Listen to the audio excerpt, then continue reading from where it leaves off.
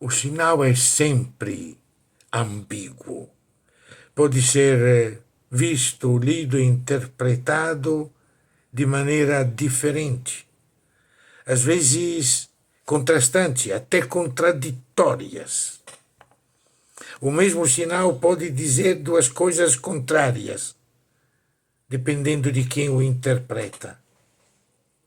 O sinal de Jesus, que a chicotada expulsa do templo os vendedores dos bois, das ovelhas, das pombas, os cambistas. E a eles grita: vocês fizeram da casa do meu pai um mercado. Levem embora isso. Levem embora tudo que significa riqueza, dinheiro, enriquecimento, dominação. Todo um sistema baseado nos sacrifícios, nos ritos, nas purificações que enriquecia, e muito, a classe dominante sacerdotal, que em nome deste Deus explorava o povo, o pobre. As chicotadas de Jesus são simbólicas. O zelo da tua casa me devora. Os discípulos lembram as Escrituras. O Salmo 69, que não é o Salmo do vencedor, ao contrário, é o Salmo de quem grita: eu estou fazendo tudo o que precisa, estou jejuando, estou vivendo na humilhação, o zelo da tua casa me devora e os ultrajes, os escárnios, as zombarias dos meus inimigos caem sobre mim. Eles acham graça, eles se riem de mim.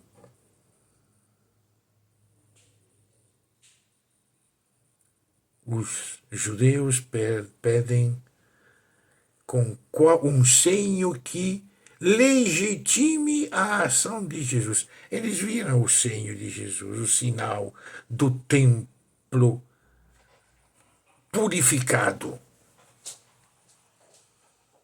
Não basta. Qual é o sinal que tu pode fazer isso? Então vai ser dado o sinal mais ambíguo e mais sério de todos. Podem destruir este santuário. Não é só o templo com toda a sua estrutura, as praças, os vendedores. Não, é o lugar sagrado. É o lugar do Santo dos Santos, do altar do incenso, do altar dos holocaustos. Podem destruir este lugar sagrado, este santuário. Em 3 dias eu o ressuscitarei. O recolocarei de pé. Não é um simples eu reconstruirei.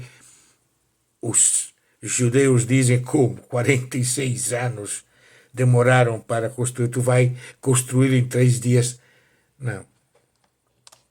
Ele fala do único sinal, falava do seu corpo, do templo, do santuário do seu corpo. Não tem outro lugar santo que não a palavra feita carne, e que em nome do zelo da casa do Senhor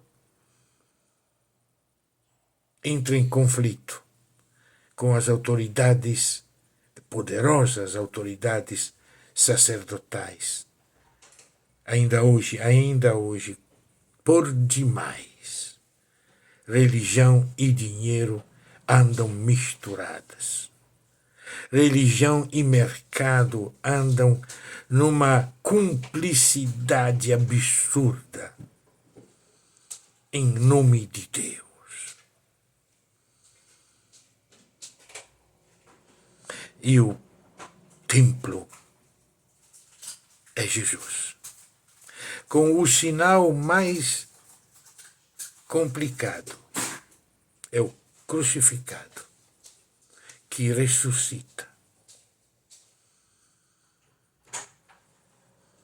No primeiro sinal, no começo do capítulo, 3 dias depois, Jesus, nas bodas de Caná, transformou a água da purificação em vinho bom para a festa e a alegria de todos.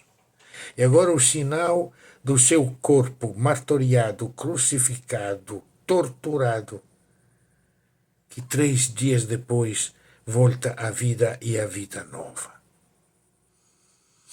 Os discípulos acreditaram nas Escrituras e na palavra de Jesus. Isso é muito bonito, esta síntese.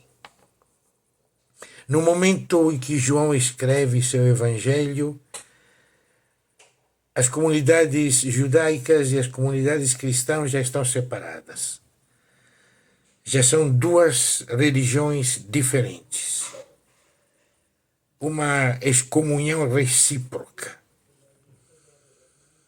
Têm a mesma raiz, mas já não são mais da mesma árvore. Por isso, João relembra que a memória de Jesus é a capacidade de unir a fé nas Escrituras e na sua palavra. Neste momento histórico em que tantos grupos que se dizem cristãos voltam com força ao Antigo Testamento para legitimar extermínios, para legitimar separações, para legitimar políticas fascistas, e se dizem cristãos, não podem esquecer que a nossa fé está num único templo que é o corpo de Jesus. Não tem outro. O corpo crucificado que nós sabemos vivo.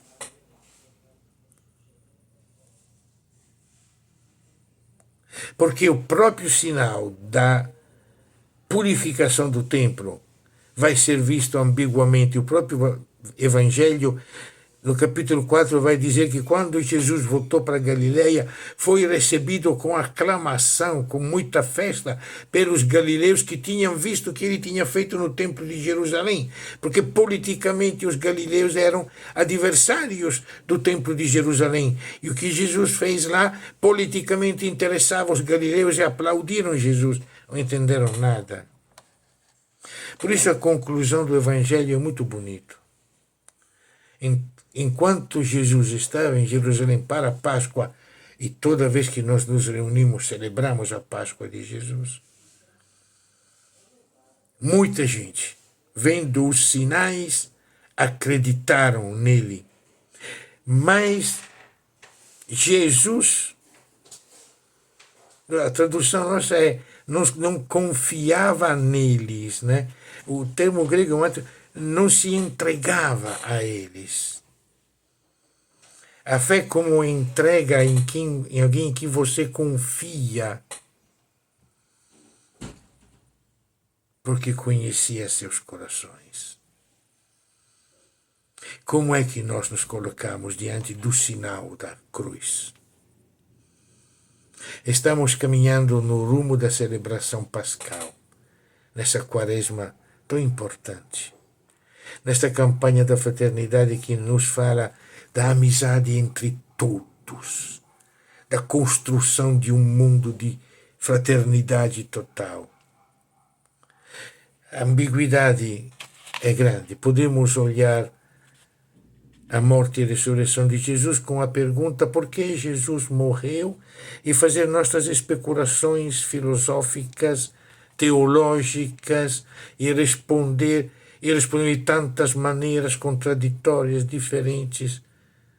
A pergunta que nós temos que nos fazer na destruição do corpo de Jesus é: por que Jesus foi condenado à morte? Porque a palavra é a palavra feita carne. essa carne crucificada, martoriada, torturada, massacrada. Por que Jesus foi condenado à morte? Pelos chefes do templo, pelos chefes do palácio, pelos interesses do mercado. Temos que responder a essa pergunta, porque seguir Jesus não é seguir uma doutrina, é andar pelo mesmo caminho. Mesmo que saibamos e compreendamos isso só depois da ressurreição.